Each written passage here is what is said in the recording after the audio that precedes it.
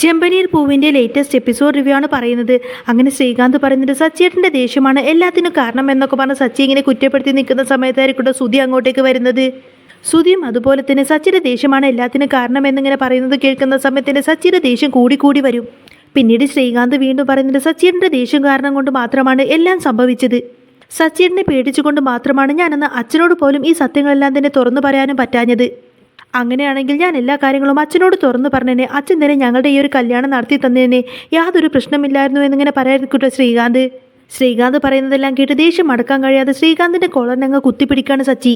പെട്ടെന്ന് തന്നെ സുധി സച്ചി അങ്ങ് തള്ളി നീക്കുന്ന സമയത്തിന് സച്ചി അങ്ങ് വീഴാൻ പോകുന്ന സച്ചി പെട്ടെന്നങ്ങ് നേരെ നിന്നുകൊണ്ട് തന്നെ പറഞ്ഞിരും, കൊള്ളാം, കള്ളന്മാരും ഒളിച്ചോടി പോയവരും ഇപ്പോൾ ഒന്നായല്ലേ, നിങ്ങൾ ഓരോ തെറ്റ് ചെയ്തിട്ട് അതെല്ലാം തന്നെ എൻ്റെ തലയിലേക്ക് കൊണ്ടുപോയി വെക്കാൻ പോവാണല്ലേ, നന്നായി. ശ്രീകാന്ത് പറയുന്നത് സച്ചിയേട്ടാ ഞാൻ പറയുന്നതൊന്ന് മനസ്സിലാക്കി എന്നിങ്ങനെ പറയുന്ന സമയത്തിന് ശ്രീകാന്ത് പറയുന്നത് നീ എന്ത് പറഞ്ഞിട്ടും കാര്യമില്ല, വാടാ നമുക്ക് താഴേക്ക് പോകാമെന്നൊക്കെ പറഞ്ഞ് ശ്രീകാന്ത് ശ്രുതിയും കൂട്ടിക്കൊണ്ട് നേരെ താഴേക്ക് പോകും.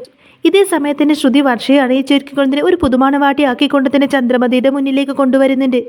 ചന്ദ്രമതിക്കാണെങ്കിലോ ശ്രുതിയെ കാണുന്ന സമയത്തിന് ഭയങ്കര സന്തോഷമായിരിക്കും. ഇതേ സമയത്തിന് രേവതി അവിടെ ഉണ്ടാവും. ചന്ദ്രമതി ഇങ്ങനെ വർഷയ്ക്ക് പറഞ്ഞു കൊടുക്കുന്നുണ്ട്, രേവതിയെ പോലെ ദാരിദ്ര്യം പിടിച്ച കുടുംബത്തിൽ നിന്ന് വന്നവളൊന്നല്ല ഇവള് മലേഷ്യയിൽ നിന്നാണ് ബ്യൂട്ടീഷ്യൻ പഠിച്ചത് എന്നൊക്കെ പറയും. അപ്പോഴേക്കും വർഷ ഇങ്ങനെ രേവതിയെ നോക്കുന്നുണ്ട്. വർഷ ചോദിക്കുന്നുണ്ട്, രേവതി ചേച്ചി ഈ വീട്ടിലെ കാര്യങ്ങളൊക്കെ ചെയ്യുന്നത് ഇത്ര നിസ്സാരമാണെന്നാണോ പറയുന്നത്? എനിക്കാണെങ്കിൽ നല്ല മര്യാദക്കൊന്ന് പൂ കെട്ടാൻ പോലും അറിയില്ല.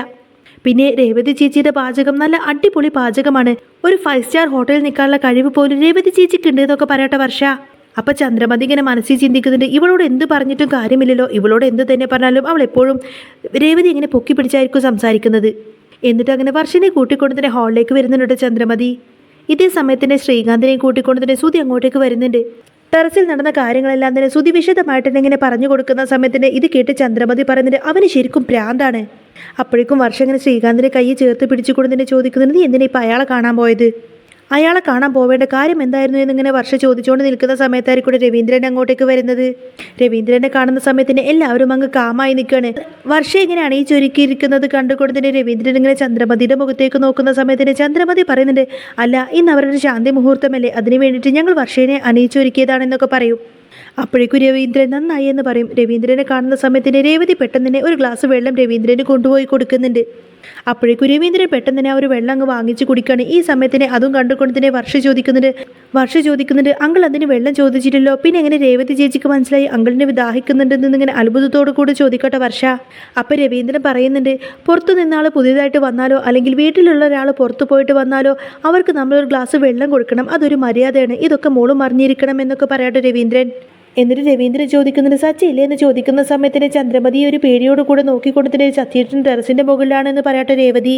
അപ്പോൾ ചന്ദ്രമതി പറഞ്ഞു കൊടുക്കുന്നുണ്ട്, ഈ വീട്ടിൽ വേറെ മുറികളില്ലല്ലോ, അപ്പോൾ ഇവർക്ക് ശാന്തി മുഹൂർത്തത്തിന് വേണ്ടി ഒരുക്കിയിരിക്കുന്നത് സച്ചിയുടെ മുറിയാണെന്ന് പറയും. അപ്പോഴേക്കും സച്ചി എന്ന് രൂക്ഷമായിട്ട് നോക്കട്ടെ രവി.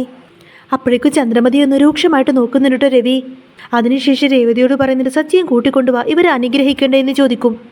അപ്പോൾ ചന്ദ്രമതി ചോദിക്കുന്നുണ്ട്, എന്തിന്, അവൻ ഇവിടെ വന്നിട്ട് എന്തെങ്കിലും പ്രശ്നമുണ്ടാക്കാനാണോ? അപ്പോഴേക്കും വർഷ പറയുന്നുണ്ട്, അതേ അങ്കിൾ ശ്രീകാന്തിൻ്റെ ഏട്ടൻ വേണ്ട എന്ന് പറയാണ്.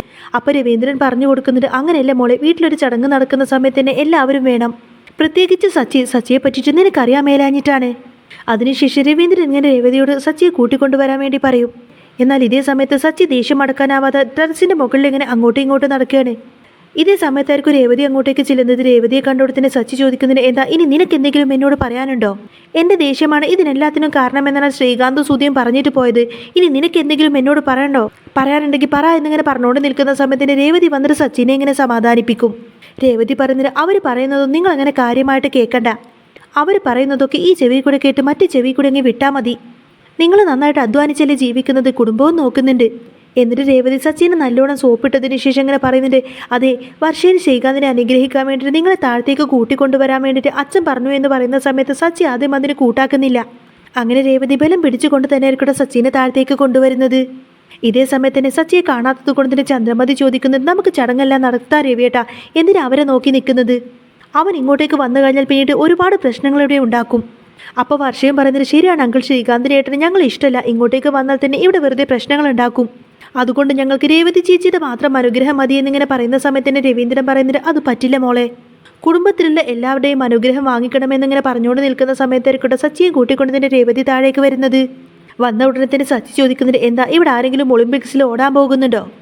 ആ ശരിയാണ്, ഓട്ടം തന്നെയല്ലേ ഇവിടെ നടന്നത്, അതിൻ്റെ അനുഗ്രഹ ചടങ്ങാണ് ഇവിടെ നടക്കുന്നത് എന്നൊക്കെ ചോദിച്ച് കളിയാക്കും.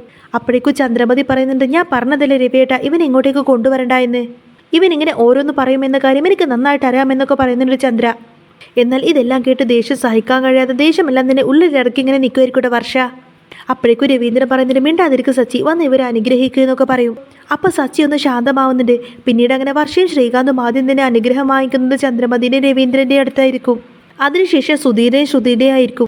അങ്ങനെ സച്ചിയുടെയും രേവതിയുടെയും ഊഴം വരുന്ന സമയത്തിന് രവീന്ദ്രൻ്റെ നിർബന്ധപ്രകാരമായിരിക്കട്ടെ സച്ചി അവരെ അനുഗ്രഹിക്കുന്നത്.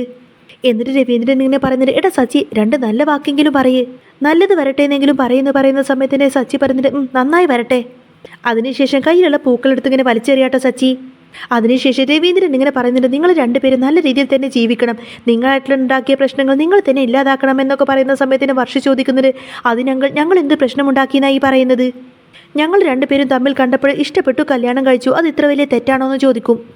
എന്നാൽ വർഷയുടെ ഇടുത്തടിച്ച പോലെ മറുപടി കേട്ടിട്ട് എല്ലാവരും ഇങ്ങനെ ഷോക്കായി നിൽക്കുന്ന സമയത്തിന് രവീന്ദ്രൻ അവിടെ ഇവൾ എന്താ ഇങ്ങനെ സംസാരിക്കുന്നതെന്ന് കേട്ടിട്ട് ഇങ്ങനെ തരിച്ച് നിൽക്കുകയാണ്.